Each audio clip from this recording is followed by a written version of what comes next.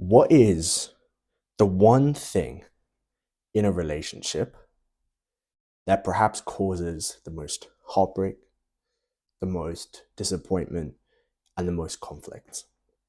Now, you might have some stuff in your mind, but to me, what I've found in experience and talking to others is expectation.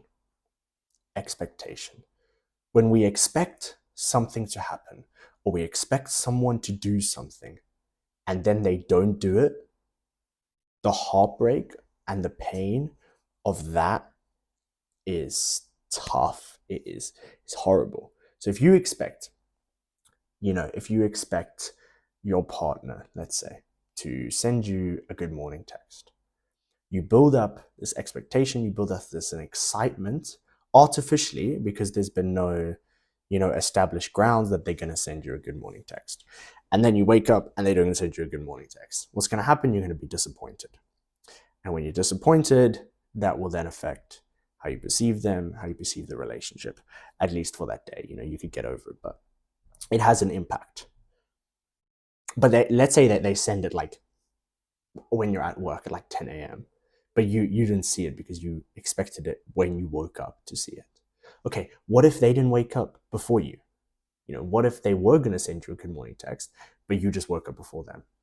The danger is that you expected it artificially. You created this idea in your head on what you wanted to happen, and then when it doesn't happen, you're disappointed. And this can be quite damaging because it can become a habit where you start to expect a level that is unrealistic and that your partner can never achieve. And therefore, then you're always disappointed, and the relationship itself becomes a disappointment. So, then how do you differentiate between having standards, things that are not expected in a relationship, but things that out of respect between each other you're going to do, but you're not setting uncommunicated expectations, which then lead to excessive disappointments? Now, quite quickly, one thing I should state is why does this happen? It's because when you expect something, often you're putting excitement attached, often. So I'll tell you a little story that is partly related. When I was younger, I think I was like 12, I liked this girl a lot. And my parents had organized for us to go mini golf. And I remember I wrote in my diary the date that I was going to go mini golf with her. And I was so excited. Like I wrote in my diary how excited I was. And I pulled it up like a couple months ago when I was reading the old stuff I wrote. And I was so, so excited.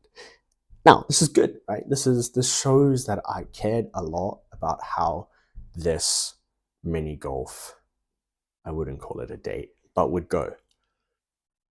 Anyway, a week before, or was it like a couple of days? Oh my gosh, it might have been a couple of days. She cancelled. Her parents cancelled. Either they were away, or the day didn't work, or she was ill. Something happened. I don't know. And she cancelled. And when I tell you, I was heartbroken. I was so heartbroken. I wrote in my diary, again, this is how I remember it. I was so heartbroken. I was like so sad. Why? Because I had attached so much expectation and excitement towards that one day that when it didn't happen, it broke me.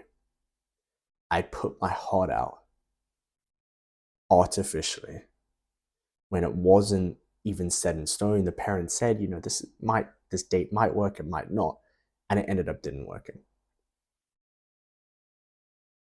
So how do you have excitement for something?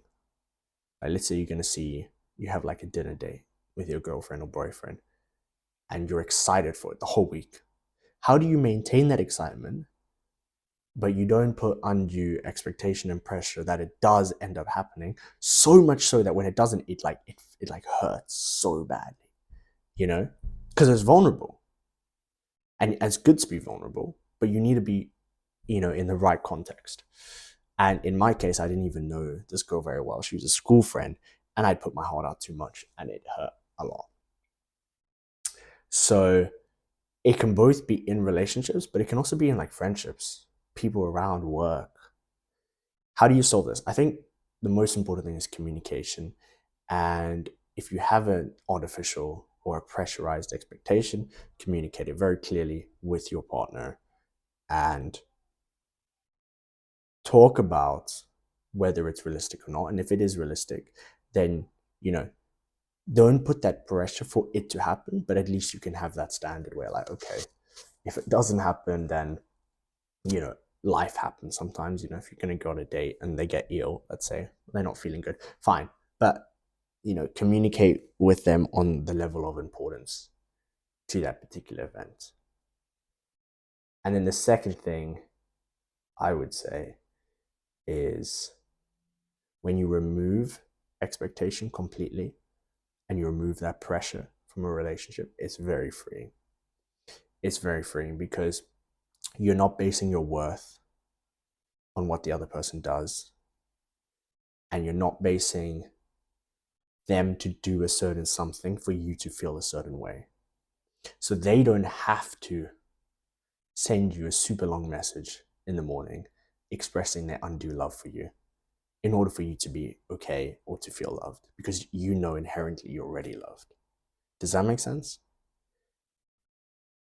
And so if you don't put that pressure in that relationship with that person, and you don't feel like they need to gratify your own needs and wants, then it's extremely freeing, because whatever they do, doesn't matter.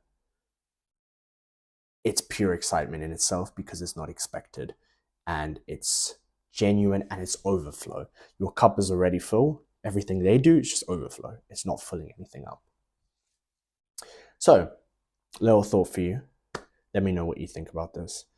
And I think it's a big thing that crumbles a lot of relationships because it starts small, but then it grows.